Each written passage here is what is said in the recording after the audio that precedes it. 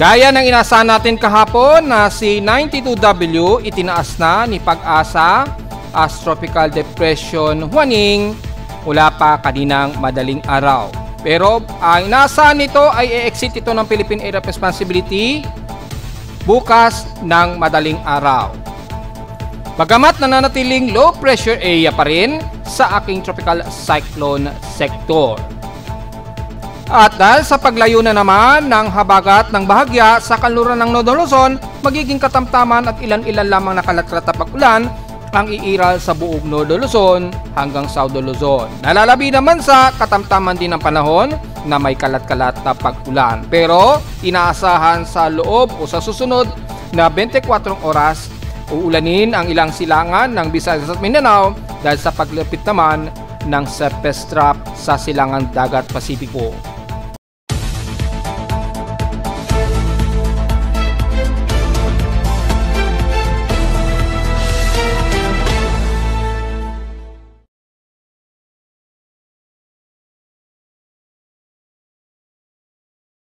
Hello, good morning mga folks. Welcome po muli sa ating Daily Weather Bulletin at Analysis para sa araw ng Lunes, August 18, 2025. Ang oras nating Boss Mike may umaga ay alas 10:50 na ng umaga. Bagamat mayroon na tayong ika-8 bagyo na itinaas na ngayon, o kaninang madaling araw pa actually ni Pag-asa, tinawag ito sa Tropical Depression Huaning, na gaya ng ating analysis kahapon ay ina-expect nga natin itataas yan dahil nauna na nga pong nagtaas si Japan Meteorological Agency kahapon na itinaas as Tropical Depression Category. Yan yung si 92W. However, sa akin Tropical Cyclone Sector, natili pa rin itong Invest Low Pressure Area, pero dahil ang official natin sa Pilipinas ni Pag-asa ay tinawag na itong Huaning, ay automatic ay magiging si Huaning na rin yung ating count dito sa ating Tropical Cyclone Historical Cyclone Record, para hindi po tayo magminti sa alphabetical order ng pangalan ng local name natin na bagyo. Bagamat makikita dito hindi siya naka-indicate as Huaning dahil nga po base sa aking Tropical Cyclone Sector na natili lamang itong Invest Low Pressure Area. Pero kahapon halos magpo 44 km per hour po kasi yung 10-minute average nito.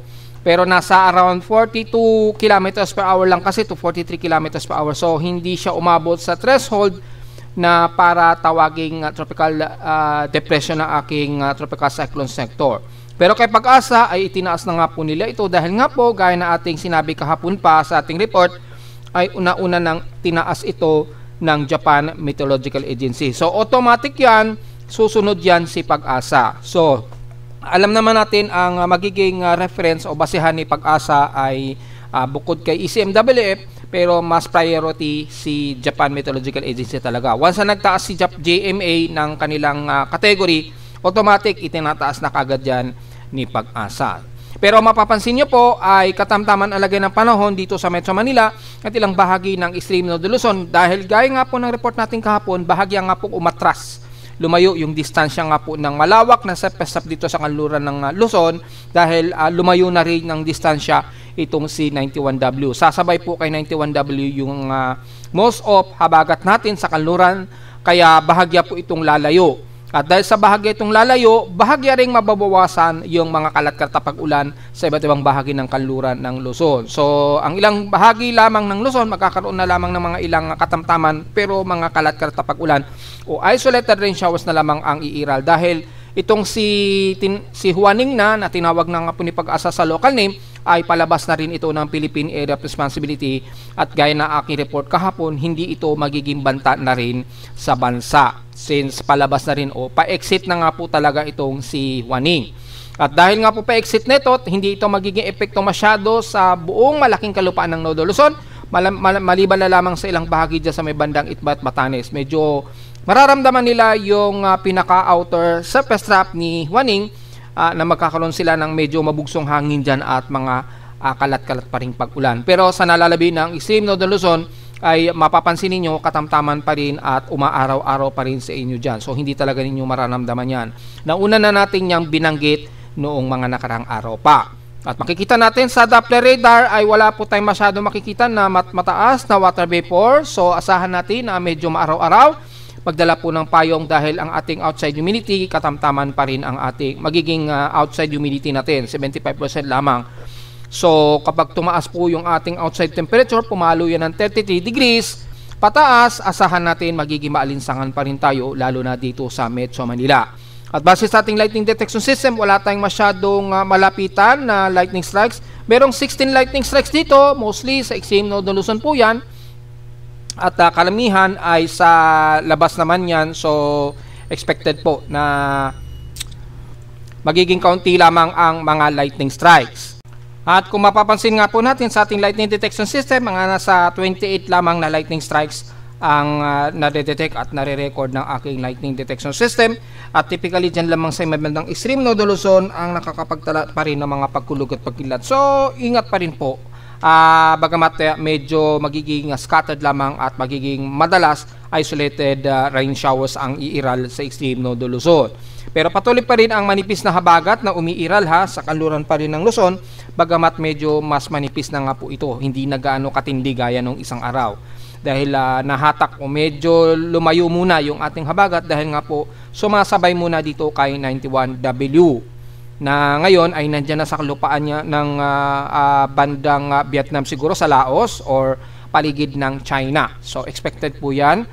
At sa ating overcast and gloomy ngayon sa ating current conditions, haze at few clouds ang umiira dito sa amin sa Caloocan base sa aming current conditions ngayong umaga. At sa ating lowest temperature na itala na aking weather station kaninang 5:02 AM, nakapagtala kami ng lowest of 25.7 degrees Celsius. Kahapon halos maalinsangan kami, maaraw at mataas-taas ang aming outside humidity, air temperature rather, na 34.3 degrees Celsius. Kahapon ito ng tanghaling tapat at 12:08 PM. Ibig sabihin naging mataas din ang aming heat index na nasa 47.5 degrees Celsius ang aming init pandama since kahapon. Titingnan naman natin yung magiging heat index forecast, bagamat halos magiging katamtaman ng halos buong Northern Luzon, tataas yan, pero mula dito sa amin sa Caloocan, 43.6 degrees Celsius na ngayon ang aming danger level ng instrumentation heat index. Ito yung actual namin base sa reading na aking weather station, 43.6. Sa forecast, inaasahan 43 degrees Celsius po ang forecast. So tugma na naman sa forecast ng ECMWF. So lumalabas talagang accurate yung forecast ng ECMWF. Tugmag-tugma sa aking instrumentation reading na 43.6 degrees Celsius. Pero asahan natin yan sa maghapon base sa forecast, aabot pa rin daw ng 44 degrees Celsius yan sa maghapon, which is pinakamataas na roon namin yan sa Caloocan mula ngayong 12 o'clock hanggang alas 2 ng hapon na daw yan. So mukhang yan na yung magiging pinakamataas namin sa maghapon. Magiging maaraw kami, medyo hot humid siguro sa maghapon. Pero base dito ay mukhang magkakaroon kami ng mga isolated rain showers dahil hindi naman papalo sa halos 46 to 47 degrees Celsius ang heat index. So medyo naglalaro-laro lamang sa hanggang 44 to 45 degrees Celsius siguro. Well, tingnan natin sa pinaka-actual instrumentation kung yan ay magme-maintain lamang sa 44 degrees Celsius maghapon. Wala naman sa iba't ibang bahagi naman sa tingnan natin kung tumataas na ang heat index dahil mula kahapon tumataas na unti-unti. Diyan sa may bandang Lawag, Ilocos Norte, 38 degrees Celsius po at papalo pa sa 39 degrees Celsius. So hindi pa ganun katindi ang taas ng heat index diyan. Pinakamataas na ang 39 degrees Celsius starting ng 12 o'clock hanggang alas 2 daw ng hapon.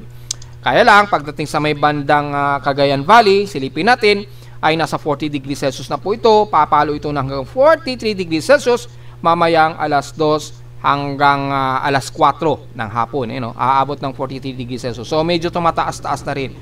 Sa may bandang Santiago, Isabela, hopefully hindi pumalo sa 50. Ayan naman sa forecast kanila ay nasa 42 degrees Celsius po ang pinakamataas ngayong umaga. Pero papalo pa raw yan hanggang 45 degrees Celsius. Starting yan mamayang alauna, dire-diretso yan hanggang alas 4 daw ng hapon. So mapapansin ninyo, medyo maalinsangan na rin dyan sa may bandang Cagayan Valley. Sa bandang Dagupan, Pangasinan naman ay tumataas na rin ang heat index. Ibig sabihin, katamtaman na rin ang panahon sa kanila. Mapapansin natin dito, hindi naramdam gaano ang matinding habagat. Manipis na lamang ito.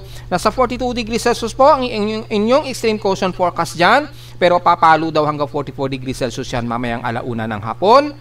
At kakalma ito mamaya at papalo sa pinakamataas sa 44 degrees Celsius mamayang alas una nga po ng hapon, at which is yan na yung pinakamataas ninyo sa maghapon. So nasa danger level na rin ang inyong heat index sa may bandang Dagupan. Sa Central Luzon, Tarlac, makikita po natin na sa 39 degrees Celsius po ang forecast ng inyong heat index, at papalo din daw yan hanggang 44 degrees Celsius mamayang alas 2 hanggang alas 4 ng hapon. So mataas na rin ang inyong heat index dyan. Sa bandang Batangas naman, ang heat index ninyo ngayong maga 42 degrees Celsius po, so delikado rin. At yan na yung pinakamataas ninyo sa maghapon hanggang alauna ng hapon na yan. So matindi na rin, medyo maaraw na rin sa inyo dyan, at matindi na rin ang inyong alinsangan. Sa San Jose Occidental, Mindoro naman, well, maalinsangan na rin kayo dyan, mataas na rin ang inyong heat index, nasa danger of 44 degrees Celsius, which is pinakamataas na ninyo yan ngayong araw sa maghapon hanggang alas 12 po ng tanghaling tapat. Silipin natin sa Puerto Princesa, dahil medyo kumakalma na rin yung himpapawid dyan, makikita niyo tumataas na rin ang inyong heat index dyan, 42 degrees Celsius po, at inaasang sa maghapon ay nasa 42 degrees Celsius po ang inyong heat index hanggang mamayang alauna ng hapon. So ibig sabihin lamang medyo umaaraw-araw na rin sa inyo dyan, at tumataas-taas na rin ang alinsangan. So importante pa rin ang payong mga folks. Sa Central Visayas naman, sa Cebu, ay makikita ay maalinsangan na rin sa inyo dyan, mataas na rin ang inyong heat index, 42 degrees Celsius po, at pinakamataas ang aabutin hanggang 43 degrees Celsius. Starting 12 o'clock po yun mamayang tanghali, dire-diretso na yun hanggang alas 3 ng hapon.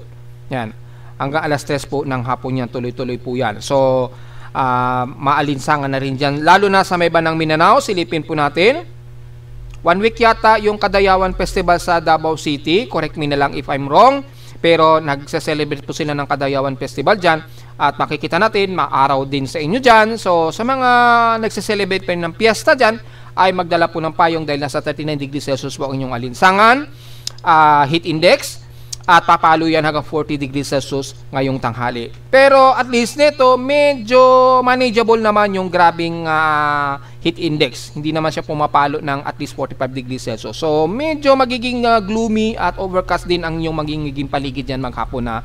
So importante pa rin ang payong mga puksa sa mga magse-celebrate ng Kadayawan Festival.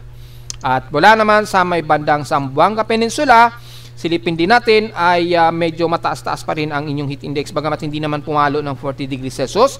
Maximum na ang 39 degrees Celsius ngayong umaga, dire-diretso na yun hanggang alauna hanggang alas 2 ng hapon. So medyo maaraw at moderate ang inyong panahon na ngayon dyan. Ibig sabihin lamang sa halos buong bansa, medyo tumataas na po yung ating alinsangan, at medyo moderate ang ating panahon. Mangilan-ngilan lamang ng mga isolated rain showers ang iira sa maghapon base sa ating heat index forecast ngayong araw.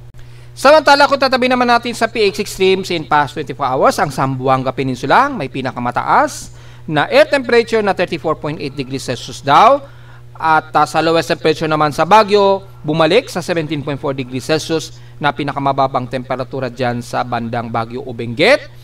At sa Inulan naman ang Sangley Point ay nakaranas sila ng 57 mm na total rainfall. Kahapon kami sa Caloocan, konti lamang ang naging pag-ulan.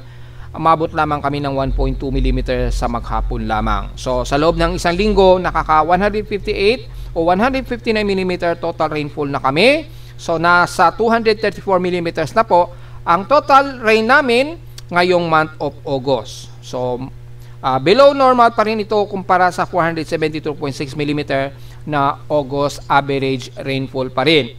So tingnan natin kung magtutuloy-tuloy yan, dahil meron nga tayong binabantayan na C90W na nagbabadyang lumapit nga po dito sa hilagang bahagi ng Luzon this week or baka this coming weekend po. Depende sa magiging kilos nito. Anyway po, sa ating namang outside humidity, nasa katamtaman tayo, moderate na outside humidity na 74%. Tumaas ito ng 2% since last hour. Mataas po ang ating atmospheric pressure, high pressure area tayo, 1012 hectopascals, and steady ito since last hour. High tide, low tide status, medyo moderate, high or low, na may mahigit 3 hour pa po para mag minimum low. So tingnan po natin kung gaano kataas ang sea level niyan. Baka kanina lagpas ng 1 metro. Yes, kaninang alas 4 na ng madaling araw, nag high tide po ito, umabot sa 1.3 meters ang taas ng alon. Pero ngayon, bumababa na po yan, malamang less 1 meter na po ang taas niyan dahil pa low tide na po tayo ngayon. Pero double check natin kung magiging mataas ba ang sea level natin. Yung ating pag-alon, base na rin sa sea level.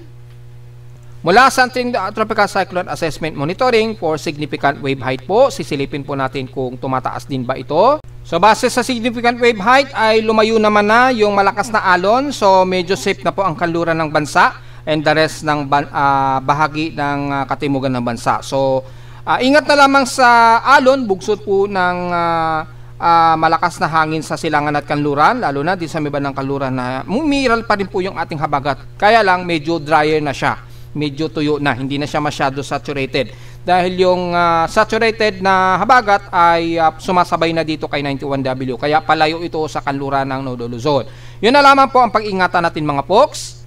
At sa ating almanak, sumikat ang haring araw kaninang 5:42 AM. Ninasang lulubog po ito mamayang 6:17 PM. At ang ating moonset, mamayang hapon na po. So magmumurise na po ito kinabukasan na ng madaling araw. At mamayang 2:05 PM naman na ito lulubog. So palubog pa lamang po ito ngayon, no? Nasa 35 degree elevation pa lamang. So matatanaw nyo pa yan dyan sa may bandang west section. Palubog pa lamang yung ating buwan na may 29% illuminated waning crescent na lamang po ito. So bukas na madaling araw naman ito susunod na magmo-moonrise. At sa ating local weather outlook, para ngayong Lunes hanggang Martes na po ito ay magiging maulap ang ating maghapon. May mga inaasahang localized thunderstorms. Yan, na may 42% chance na tayo ay uulanin sa Metro Manila. So medyo mabababa ng konti, medyo isolated na lamang ang magiging pag-ulan nito malamang. Gaya na ating forecast din kahapon. Bukas ng Martes ay ganun din ang ating chance na pag-ulan, 40 to 42 degrees at 40 to 42% chance ng uulan. So inaasahan natin na isolated lamang ang magiging pag-ulan natin sa Metro Manila. Kaya dahil isolated, magdala po ng payong dahil sa magiging maaraw naman ang ating madalas na maghapon. Yan. So, importante pa rin kung hindi man umulan, yung tinding tirik naman ng araw ang magpapaalinsangan sa atin. So, importante pa rin ang payong mga folks. Lalo na't Lunes po ngayon, expected ang medyo traffic. At sa ating highest and lowest temperature expected, maglalaro 33 degrees Celsius.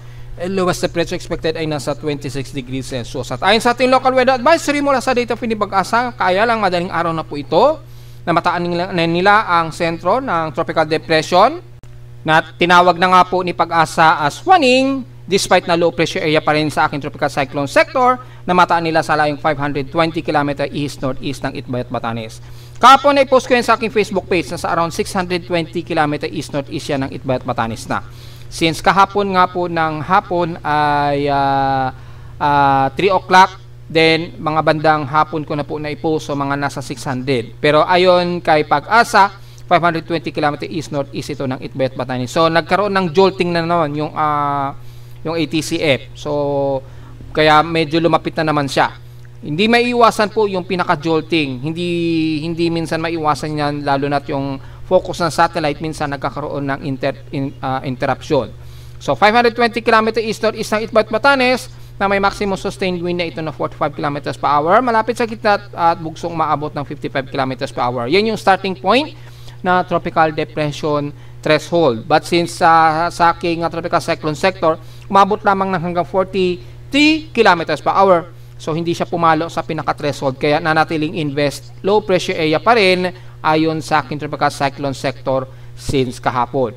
Ngayon, medyo humina ito dahil saglitan nga lang talaga ito magkakaroon ng organized development at base nga dito, makikita ninyo, bumaba na naman yung kanyang intensification. 37 km per hour na naman yung 1 minute. So, panandalian lamang pero pumalo kasi sa threshold ni Pag-asa at JMA kaya itinaas nila ito as tropical depression. Pero malamang ngayon, low pressure area na naman ito. Babalik nila yan sa low pressure area ngayong araw or within 24-hour period po yan bago umexit ng Philippine Area of Responsibility. Sigurado yan dahil bumaba rin sa aking tropical cyclone sector. So diretso muna tayo sa ating ginagamit na satellite imagery. Makikita po ang medyo katamtaman na po ang lagay ng panahon sa extreme Nodo Luzon, bagamat may mga ilang remnants pa rin po tayo dito ng kaulapan. Makikita po sa may bandang Batanes, Group of Island, ilang bahagi ng Cagayan Valley, Ilocos Region at ilang bahagi nga po sa sentro ng Mountain Province, kasama na ang Ifugao, yan, Kalinga, Abra, Benguet, kasama ng La Union at kalurang bahagi nga po ng Pangasinan at Zambales. So asahan pa rin ang overcasting gloomy at asahan din ang mga ilang kalat katapag-ulan na may pagkilat at pagkulog, lalo na dito sa may bandang dulo nga po ng Santa Ana, Cagayan. Pababa yan ng ilang areas ng Isabela, although magiging maulan, pero mga mostly light to some moderate o light drizzle rains lamang ang inyong iiral dyan. Dahil may mga ilang remnants pa rin yung monsoon trough extension nitong C92W or tinawag as local name na Tropical Depression Huaning. And ito ngayon yung pinaka-trough ni Huaning, malawak po yung vertical wind shear sa kanya. Pero may low level convection siya, so patuloy pa rin ang sirkulasyon niya bago ito umexit ng Philippine Area of Responsibility. Pero gaya nga po ng ating report kahapon, bago ito umexit, maaari pa yung magkaroon ng reorganized development at lalakas pa yan. May lumalabas kasi na mga ensemble forecast ay posible pa itong umabot daw sa tropical storm category. Well, tingnan po natin, depende yan habang ito ay lumalapit dito sa direksyon ng Naha, Okinawa Island Prefecture sa Japan. Siguro yun nga po, mga bukas na yan, malalaman natin.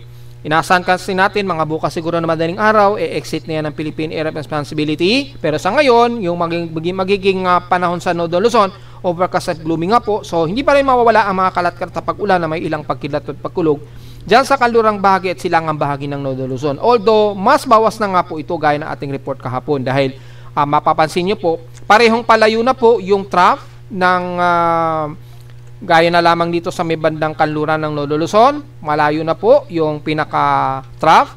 At dito naman sa may bandang silangan ay palayo na rin yung trough o monsoon trough mismo na malawakan ang dala na itong ulan dito sa patungo sa direksyon ni Huaning. Yun. At mula sa bahagi nga po ng Central Luzon, gloomy pa rin tight overcast hanggang dyan sa may bandang Pampanga, Bulacan. Yan, magiging overcast and gloomy rin tayo dyan. At mula Metro Manila at ilang bahagi ng Calabarzon, medyo moderate tayo pero overcast din ang iiral sa atin sa maghapon, maging sa bahagi nga po ng Bicol Region mula Camarines Norte, Camarines Sur. Pero mangunguna po ang katamtamang panahon, medyo maaraw na rin sa inyo dyan at nakakaramdam na kayo ng hot humid na panahon. Mga isolated rain showers na lamang ang iiral sa buong Quezon Province hanggang dyan sa bahagi nga po ng Bicol Region. Hanggang dulo na yan Sorsogon. Ayun, kabilang na ang Catanduanes, so medyo okay lang kung magkakaroon ng mga ilang katamtamang mga mahihin at katamtamang pag-ulan. Ganon din sa bahagi ng Mimaropa ay moderate na rin ang inyong panahon at mula sa may bandang Occidental Mindoro, mula Coron, Palawan, and Deres hanggang bandang Puerto Princesa, mga ilan lamang na mamahin at katamtamang pag-ulan na lamang ang iral at madalas isolated rain showers at mangunguna na ang medyo maaraw at nagkakaroon na rin kayo na medyo hot humid na temperatura. So magiging maulap din baging sa bahagi ng dulo ng Batara sa Balabac at dyan sa dulong-dulo nga po ng isla ng Balabac ay magkakaroon pa rin kayo ng mga mahin at katamtamang pag-ulan sa maghapon pa rin.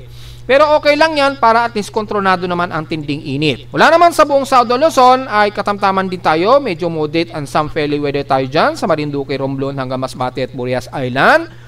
Ay mga isolated lang din ng mga pag-ulan dahil kitang-kita natin sa satellite imagery, ayan, halos walang kaulapan tayo na mamataan dito, ayan halos clear skies po tayo dyan, maging dyan sa may bandang Panay Island. So mga mangilan-ngilan lamang na mga ulap or overcast ang iiral sa atin, maging sa buong bahagi ng Visayas area. Magiging kalat-kalat lang din at isolated rain showers ilang bahagi ng Sipalay dyan sa Negros Occidental at ilang bahagi nga po ng Negros Oriental mula Basay, Siaton hanggang Dumaguete. So magkakaroon din ng katamtaman pero mostly moderate ang panahon sa buong Cebu at Bohol. Mga ilang overcast lamang at gloomy, so mga ilang isolated lamang na mga hinat katamtamang pag-ulan ang iiral sa maghapon. Sa buong Southern Leyte, medyo makakaranas kayo ng mga mahihina at katamtamang pag-ulan dyan, pero pataas ng Northern Leyte hanggang dyan sa meba ng Eastern Samar, moderate mostly ang inyong magiging panahon sa maghapon, magiging katamtaman, mga maliitan lamang ang tsansa ng mga isolated rain showers and localized thunderstorms pagdating po yan ng hapon, gabi o madaling araw. So wala tayong magiging problema para makontrol din ang grabing init.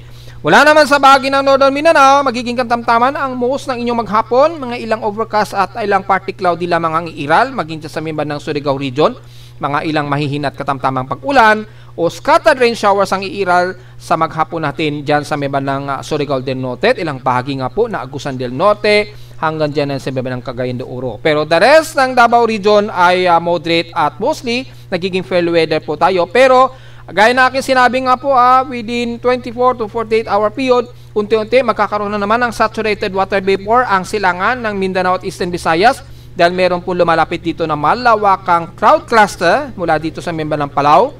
So within 48 o 24 hour period, lalapit yan sa may bandang silangan ng Visayas. So expected po, unti-unti magiging pangit na naman ang magiging paligid ninyo at magkakaroon na naman ng kalat-kalat na pag-ulan. Then moderate to heavy rain showers sa loob ng 24 oras po yan, mula ngayong araw na aking kasalukuyang nagre-report ako. Ayan, kitang-kita po sa satellite imagery. At kung titingnan po natin yung heavy rain potential niyan, asahan natin ang malawakang heavy rain potential po dyan sa silangang bahagi ng Visayas at Mindanao within the next 24 hour period po. Dahil lumalapit nga po yung cloud cluster na ito dito sa may bandang silangan dagat Pasipiko. Yan, magdadala po yan ng malawakang pag-ulan So medyo ready po, pero sa ngayon medyo overcast and gloomy pa rin tayo dyan. Naging sa may bandang silangang bahagi ng Mindanao, kasama na ang Davao region sa Davao de Oro hanggang Davao Oriental po. Asahan lamang ang mga kalat-kalat muna ng mga mahinat katamtamang pag-ulan, pero unti-unti habang lumalapit po yung cloud cluster dito sa silangan dagat Pasipiko sa Eastern Mindanao, unti-unti tataas ang saturation hanggang moderate to heavy rain showers within our next 24 hour period. So at least meron na kayo idea. Kabilang din ang buong Davao region mula Davao City hanggang Davao del Sur and the rest ng Davao Occidental at Barm, kabilang na ang buong Sorsogon area. Ay moderate muna ang inyong panahon, medyo overcast and gloomy, so mga ilang kalat-kalat lamang na mga mahinat katamtamang pag-ulan. Pero as time goes by po, within 24 hours to next 24 hours, magkakaroon na kayo ng mga ilang moderate to heavy rain showers din yan dahil nga po sa cloud cluster na lumalapit mula sa silangan ng Mindanao. Katamtaman din nalaga na panahon mula dyan sa bahagi ng Lanao del Norte, Misamis Occidental, and the rest ng Zamboanga Peninsula mula Zamboanga del Norte, Sibugay at Zamboanga del Sur. Magiging maaraw muna kayo dyan, moderate ang inyong panahon, mga ilang party cloudy lamang ang iiral, so isolated and scattered rain showers lamang na may mga ilang pagkulog at pagkidlat ang iiral sa inyo sa maghapon ngayon. Biwari na lamang for the next 24 hours dahil may lumalapit nga po na cloud cluster dito sa silangan dagat Pasipiko na may dalang heavy rain potential po. So be ready na lamang po anytime ngayong maghapon. Pero sa ngayon, makikita naman ninyo, medyo umaaraw muna sa inyo dyan, medyo umaalinsangan muna. So, yun muna ang magiging lagay ng analysis natin sa panahon. Medyo overcast and gloomy muna ang mostly iiral sa halos buong bansa. Mga ilang moderate to fairly weather lamang. So, medyo may mga maaraw at medyo maaliwalas muna na panahon ang medyo iiral sa inyo, lalo na sa Southern Luzon at Visayas area. So, diretso muna tayo sa ating ginagamit ng computer-generated tropical cyclone sector. Well, gaya na ating sinabi kahapon, hindi na gaano masyado concern itong C91 at 92W. Lalo na itong C91W dahil nandito na yan sa baybayin nga po ng bandang Hanoi or bandang Tan Ho, Vietnam. Yan. Yung sentro ng low pressure area na ito. So, naging low pressure area na nga po itong C91W. Yan, so yung kaulapan dito, makikita nyo po, nagdadala pa rin ng malawakang ulan dyan sa may bandang Hainan at buong Vietnam at Hong Kong. So, ingat pa rin sa mga posibleng pagbaha, pero hindi na ito banta sa Pilipinas, gaya na ating report kahapon. At wala nga dito sa ating binamantayang si 92W, gaya na ating report, nung isang araw pa, bago ito umexit ng Philippine Area of Responsibility, ay magre-reorganize nga po ito at maaari nga pong umabot sa threshold ng pagiging tropical depression nga po, which is kaninang madaling araw nga po itinaas ito ni Pag-asa bilang tropical depression na si Huaning. Ayan, no? 2 o'clock AM po ito nag-indicate, so 3 AM siguro binroadcast ni Pag-asa na ito ay naging ganap na tropical depression. Tinawag na nga po sa local name na Huaning. However, hindi ito masyado banta sa bansa dahil palabas na nga po ito ng Philippine Area of Responsibility. Malamang bukas na yan ng madaling araw nga po. Ngayon, ito po yung magiging initial track po niya. Tutumbukin nga po niya ang NAHA gaya na ating analysis 2 to 3 days ago pa po. At ito yung pinaka-cone of uncertainty niya. Yan, kitang-kita naman po sa Okinawa Prefecture talaga ang tumbok niyan or sa bandang NAHA. Ganon din ang pinapakita na aking forecast and symbols. Yan, medyo maglalaro pa nga siyang itong maghapon, no? dyan sa paligid na yan. At habang kumikilos ito, pahilaga nga po ang kilos niya. So sa kanyang details, ang kanyang status as of 11:15 AM, ang kanyang center air pressure na ngayon 1,008 hectopascals, at ang kanyang maximum sustained wind na ngayon 1 minute average 37 km per hour at bugsong umabot ng 48 km per hour. At ang kanyang 10 minute average 33 km per hour na lamang po ito at bugsong 43 km per hour. So ewan natin kay Pag-asa ngayong 11 kung binaba na nila ito sa low pressure area, pero malinaw na nakataas ito sa tropical depression na 45 km per hour nga po at bugsong umaabot ng 55 km per hour ayon yan sa huling record o report ni Pag-asa. Ewan natin ngayong 11 o'clock kung ibinaba na nila uli ito agad sa low pressure area. So anyways, kung ganun man ay considering ay si Bagyong Juaning na nga po ito dahil itinaas na nga po ng ating official weather agencies na si Pag-asa. Pero dito sa aking tropical cyclone sector, makikita po bumalik siya sa pagiging 92 invest at nanatiling nasa high probability of tropical cyclone development pa rin. So bago ito ma-exit ng Philippine Area of Responsibility, bukas ng madaling araw siguro, depende sa movement speed niya, dahil ang kanyang movement speed niya ay napakabagal at 4 km an hour na lamang po, pahilaga ang kilos nito. Yan. So bumagal masyado ang kilos niya. So kapag kaganyang kabagal, ay babagal din yung progress na ito umexit ng Philippine Area of Responsibility. So baka bukas na ng umaga siguro or bukas ng hapon kapag ka nanatiling nasa ganyan kabagal ang kanyang movement speed. Yan. So kung pagbabasehan kasi natin kay Pag-asa sa data feed nila, bukas daw ito na madaling araw e-exit. So mga siguro 2 o'clock AM or 3 o'clock AM, e-exit ito ng Philippine Area of Responsibility. August 19 po naka-indicate yan. Yan. So zoom in natin, naka-indicate yan 2 o'clock AM bukas. So kung hindi man 2 o'clock AM, baka 3 AM na po yan o 5 AM. Depende yan sa movement speed po ni Juaning. O low pressure area invest 92W po. So yan po yung cone of uncertainty niya. Napakaliit na lamang yung kanyang cone of uncertainty dahil base sa ating ensemble forecast, napaka-erratic pa rin yung kanyang kilos despite na maliit na lamang yung kanyang cone of probability o uncertainty. However, hindi yan magiging concern sa bansa. Medyo good news tayo dahil hindi ito masyado makaka-apekto sa extreme northern Luzon. Yan. So bukod sa ating binabantayang bagyo dito sa loob ng bansa o teritoryo ng Philippine Area of Responsibility, sa ibang bansa naman ay natiling nasa category 3 hurricane itong si Erin. Sa kanilang 1 minute average, nasa super typhoon category po ito, na category 3 po. Pero sa ating 10 minute average, nasa under typhoon category pa lamang ito na 179 km per hour. Kung pagbabasehan ang 10 minute average siya, pero sa 1 minute average, super typhoon na po ito na may category 3 na po siya. Lakas. Nag-deploy nga po sila ng reconnaissance observer dyan at nakita nga po yung pinaka-sentro o yung pinaka-eyewall center nitong si Hurricane Erin. Silipin natin para naman may idea tayo. Ayan, no? So, binabaybay nito at medyo good news naman sa mga Pilipino natin dyan sa bandang Road Town o Puerto Rico o kung may Pilipino tayo nakatira dyan sa may bandang de Barahona o Haiti ay hindi nakikitaan na nagkakaroon ito ng significant direct landfall sa mga kalupaan nito ng bandang Dominican Republic, yan, naging sa Cuba, walang nakikitaan.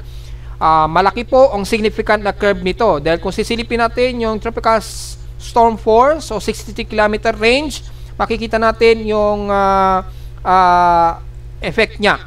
Halos hindi gaano naapektuhan ang kalupaan ang halos buong Bahamas maging sa Dominican Republic. So medyo sinuswerte lamang sila mga folks. Hindi sila gaano tatamaan itong delikadong super hurricane nito o super bagyo sa kanila, which is kauna-unahang hurricane list dyan sa may bandang Atlantic. Yan. Atlantic region. Ayan, no? So napakadelikado at napakalakas na bagyo.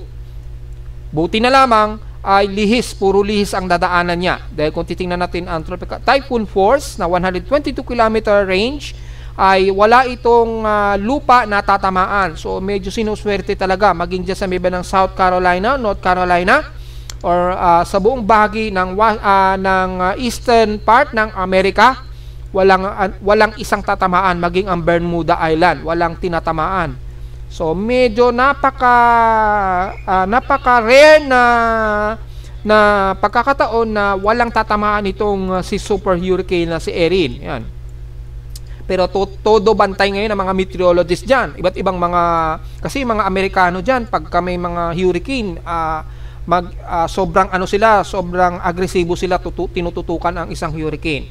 Yan. Parang kami rin yan. Maraming mga hobbyists, mga storm chasers na gaya namin, na yung iba, may mga equipment sila na ginagamit, pati sasakyan nila, na lumalapit pa talaga sa pinakasentro ng bagyo. So, ganun po kaano yung mga Amerikano dyan, makatutok sa hurricane na to. Kaya napaka-high-tech ng kanilang mga forecasting. At base naman sa ating analysis, kita naman natin yung storm wind niya ay wala namang makikita na tatamaan.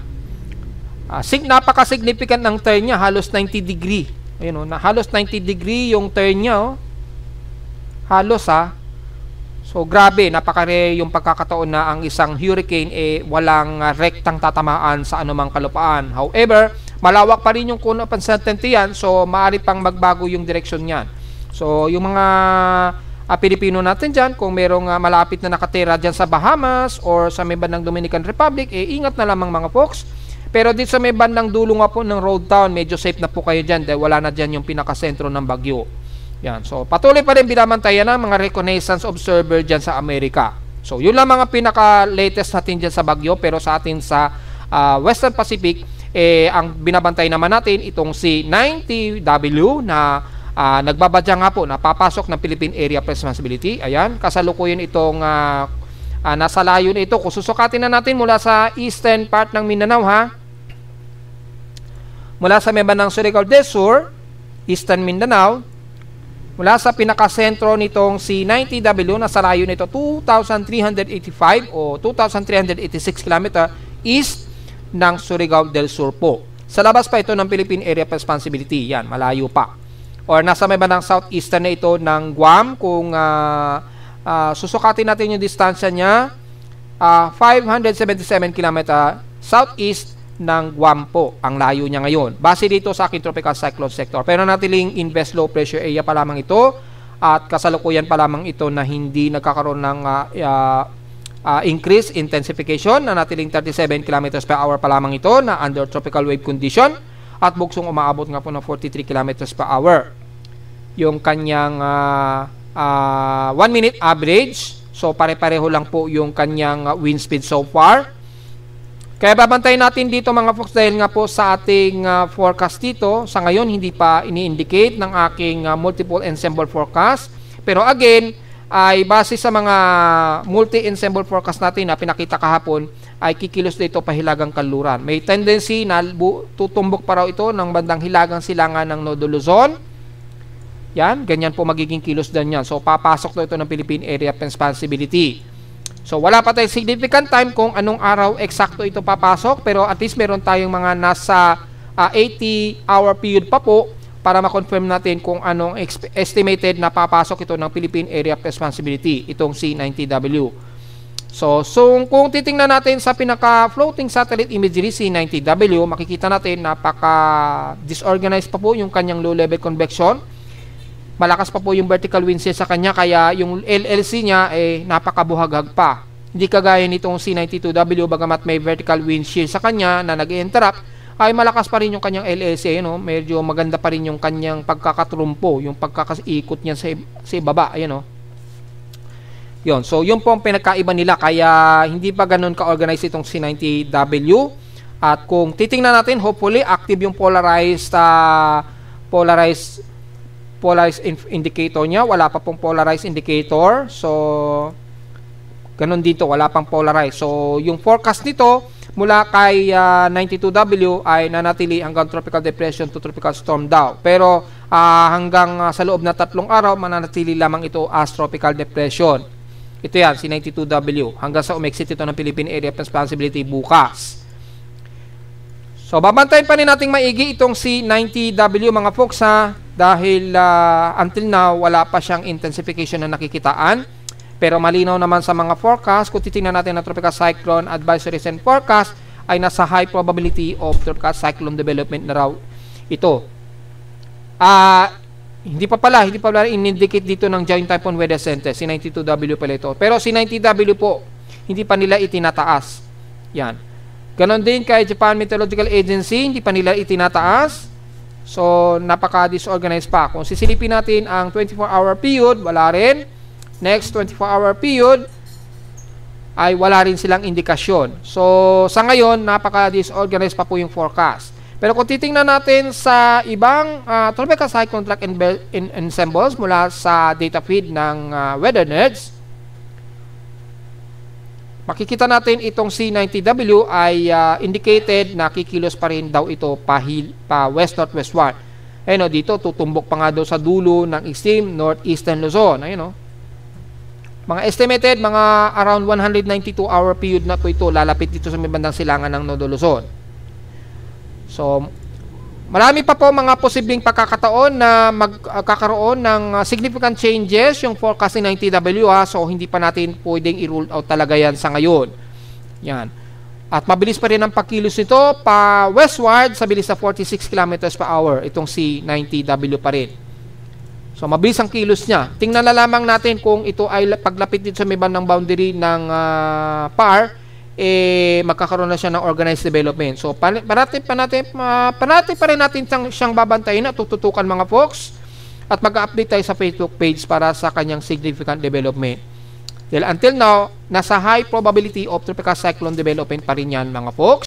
At kung titingnan naman natin ang tropical cyclone assessment monitoring kung sakali man na magkaroon nga po ng organized development itong C90W, base dito sa ating West Pacific Basin ay at least meron siyang 15%. Yan. Meron siyang 15% anomaly na possible of tropical cyclone development in real time within the next 24-hour period. At sa kanyang convergence, mataas po o favorable naman yung kanyang convergence. Ayun, no? So, nasa favorable siya. So, cyclone global spectral model rather ay makikita po natin dito ay mukhang nag-enhance o nagkaroon ng organized development itong C90W. Ayun, kikilos siya pahilagang kanluran at papasok ito ng Philippine Area of Responsibility. Base dito, papasok daw ito ng Philippine Area of Responsibility August 21 or 22 po. So, bandang Friday na nga po ito. So, expected mga weekend nasa loob na ito ng ating Philippine Area of Responsibility. Ditong darating po na weekend. Ayan, malinaw siya mga August 21 or August 22 po, Thursday or Friday, ay nasaan papasok ito ng Philippine Area of Responsibility. And then, kikilos pa ito, pahilagang kanluran pa rin. Yan. Nagkaroon na siya ng shallow circulation. So, kung titingnan natin yung kanya mean sea level pressure, kung ano kababa. Yan, bumaba siya sa 1,008 to 1,006 hectopascals. Pagpasok ito ng PAR sa Huwebes o sa Biyernes. Ayan. So, nagkaroon siya ng shallow circulation at kung sakaling magkaroon ito ng intensification na nasa loob ng PAR, baka matawag pa natin sa local lane niya na isang. Yon, isang na ang tatawagin dyan. Kung sakaling itaas siya na ng Japan Meteorological Agency at ni Pag-asa bilang tropical depression ha, pagpasok po yan ng Huwebes o Biyernes. Kung hindi man, baka sa Sabado. Depende po yan sa development nitong circulation o 90W inverse na ito. Yan, papasok kasi ito either Huwebes, Thursday o Friday daw po this week. So tingnan natin kung itataas yan as tropical depression. Kung sakali, tatawagin natin yan sa ikasyam na bagyo na tatawaging Isang. Dahil si Juaning nga po ay tinawag na ni Pag-asa kaninang madaling araw nga po itong C92W. So Isang na po ang susunod na magiging bagyo natin kung sakaling pumasok ito sa PAR this coming weekend at maging tropical depression. Ayan, kitang-kita naman po yung circulation niya, medyo nagkakaroon siya ng malawak na sirkulasyon. Yan. Pero sa ngayon, hindi pa nakikitaan na intensification ito. So, yun po muna ang magiging significant na analysis natin kay 90W ha. So, inaasahan nga po, papasok talaga daw ito ng Philippine Area of Responsibility ayon sa global spectral model natin. So, lalabas this coming weekend na po ito papasok, either Thursday o Friday po. So malinaw yan ha, August 22 daw yan papasok.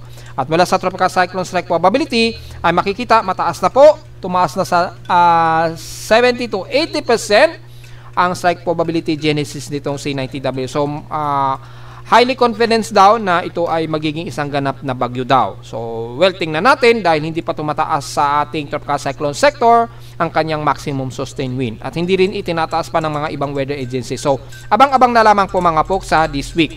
Anytime naman yan ay magtataas yan dahil nasa may bandang Guam pa nga po yung lokasyon nitong si 90W. Or kung hopefully wag na siyang lumakas pa para matawag na isang na ikasyam na bagyong tatawagin naman natin na papasok sa Philippine Area of Responsibility this coming weekend. At ganoon din sa kanyang mga computer models base sa GFS, makikita nga po pahilagang kanluran nga talaga ang kilos nito, papasok ng PAR at tutumbukin ang hilagang bahagi ng Nodo Luzon. Ayan o, maglalandfall pa raw ito sa may bandang Cagayan Valley. Ayon yan kay GFS ha. Kay ICMWF naman, ayun, tumaas na nga po yung confidence. So, malinaw na highly confidence na nga po ito na magiging ganap na bagyo daw itong si 90W. So, ibig sabihin, mukhang magiging isang na sigurado ito kung sakali. Bumaba sa 1,000 per hectopascal. So, kay Japan Meteorological Agency yan, ay tropical depression na yan sa kanila. At pagka pumasok ng PAR yan, matatawag pa natin talaga na isang. Bagyong isang yan. So malinaw yan mga folks at inaasahan ito ay kikilos pahilagang kanluran at base dito August 20 to 21 daw ito papasok ng Philippine Area of Responsibility. Yan 21 dito. So mga 22 sa atin. Yan, mga August 22 sa atin sa Pilipinas na alanganing 21 to 22 papasok talaga ito ng Philippine Area of Responsibility. Ayan bilang aktibong low pressure area. Ayon yan kay ICMWF, so mukhang matatawag talaga natin na isang ito ha. Wala naman kay NAVGEM, ayun, mas agresibo naman yung pinapakita nila kay bagyong isang o pre-isang, just in case. Ayan tropical storm pa po ito na magiging aktibong bagyo itong si pre-isang, just in case. Kung pagbabasa natin yung mga computer model. So, napakataas na po ng confidence ng tatlong weather agencies. Ibig sabihin lamang po ay mayroon tayong ikasyam na maaring matatawag na local name na isang. Ikasyam na bagyo yan, this coming weekend na po yan. So, medyo ready na po. Lalo na dyan sa may bandang extreme, Nodo Luzon po ha. Baka sa mga bandang Sabado o Linggo, nandyan na yan sa may bandang hilagang silangan ng Nodo Luzon na naman, na magdadala na naman sa inyo ng napakamalawakang maulan. Kabilang na ang Central Luzon, damay na naman ang Metro Manila, at Southern Luzon. So, depende sa magiging kilos yan mga poksa kung manatiling mabilis ang pagkilos yan. Baka pagdating po yan ng bandang Sabado, nandyan na kaagad yan sa may bandang Northeastern Luzon po na magdadala ng malawakang pag-ulan. At may pagbugso ng hangin kung hindi magbabago yung forecast track niyan. So, mag-update tayo niyan kay pre-isang, just in case po na magiging tropical depression po ha, this weekend. Mag-update po tayo time to time dahil may pinapakitaan na forecast ito ay tutumbok dyan sa malaking kalupaan ng extreme Northeastern Luzon. Samantala sa ulat Lindol, well, meron na naman tayong na-detect kaninang madaling araw, pero at least mga around magnitude 4.0 na naman ito. 2:20 AM o mga 2:20 AM po ito na-detect kaninang madaling araw base sa aking seismogram. So mga around magnitude 4.0 siguro ito o magnitude 3.5. Tingnan natin sa pinaka-latest data feed ni PHIVOX. Mula dito sa ating data feed, mula kay PHIVOX, makikita po kaninang madaling araw, mayroong dalawang magnitude 4.0 na naman. Diyan sa may bandang Kasiguran Aurora, northwest ng Kasiguran Aurora na may lalim na 15 km depth, magnitude 4.0 po ito. 1:20 AM po ito na-detect. So, ito po yung lumalabas sa aking seismometer kanina. Yan, mga 2:20 AM nga po ito, oras sa Pilipinas, sa may bandang Kasiguran Aurora. So, nagkaroon ng intensity 1 o to intensity 2 dyan sa may bandang Kasiguran Aurora. Hopefully, walang nagkaroon ng crackings dyan sa inyong paligid. Then, naramdaman dito yan na aking seismometer sa amin sa Caloocan. Sumunod naman sa bandang Maribeles, Bataan, southwest ng Maribeles, Bataan po ito, magnitude 4.4 po ito, na may epicentral depth of 134 km ang lalim. Naganap ito kaninang 2:19 AM naman ito yumanig. So, since napakalalim at hindi nasagap ng aking seismometer, so na-detect ito sa data feed ng short period seismograms ni PHIVOX dyan sa may bandang Bataan nga po sa Maribeles. Ito po nga po yan. So may mga ilang pagyanig-yanig na rin tayo dyan. So medyo alisto po tayo sa buong bandang Luzon. Pero so far wala namang naitalang magnitude 5. Pero dumarami na po yung mga magnitude 4.0 natin ha. Then after nyan, may mga ilang minor to moderate earthquakes po na nadetect. So bilangin po natin yung total earthquakes natin for the month of August. Sigurado ay marami na ang ating magnitude 4 plus dyan dahil mula pa kahapon nagkaroon na tayo ng mga sunod-sunod na mga magnitude 4 plus. So for the month of August, nasa total of 551 earthquakes na po tayo. 534 dito sa magnitude 2.0 pataas, 15 sa magnitude 4.0 at nanatiling dalawa ang ating magnitude 5.0. So medyo dumadami na po unti-unti ang ating mga magnitude 4.0 na earthquakes. At nasa 551 na po ang total earthquakes natin. So mukhang bago matapos ang month of August, mukhang tansyado aabot na naman ito sa mahigit 1,000 total earthquakes. Well, tingnan po natin mga folks at huwag po tayong pakampante, lalo na sa bandang Luzon, medyo nagkakaroon na tayo ng mga magnitude 4.0 dyan ha. Dalawa na kaagad dyan sa may bandang Aurora at bandang Maribeles nga po dyan sa Bataan. So medyo bantay-bantay po tayo at medyo alisto. Medyo pakiramdaman po natin dahil mas tipid pa rin yung galaw ng mga tectonic plates dyan. So anytime posible pa rin tayo magkaroon ng mas malalakas na mga pagyayanig. Yan. So yun lamang ang mai-report natin sa ngayon. Bagamat mas malawak pa rin yung cluster sa may bandang Southeastern Visayas at Mindanao na mahigit sa 250 earthquakes na po sa kanila at 97 din sa may bandang Davao region po. Yung range yan hanggang bandang Barm at bandang Sorsogen area ang sakop. Yung 97 cluster na yan na total earthquake. So marami-ramay pa rin sa may bandang katimugan ng bansa. Sa Hilaga, bagamat konti, medyo magiging mas alisto po tayo mga folks. The more mas konti, the more na may mas mga posibilidad na may mga mas malalakas sa pagyanig ang magaganap. Hindi lang natin talaga alam ang eksakto kung kailan. So mas maganda medyo handa po tayo palagi.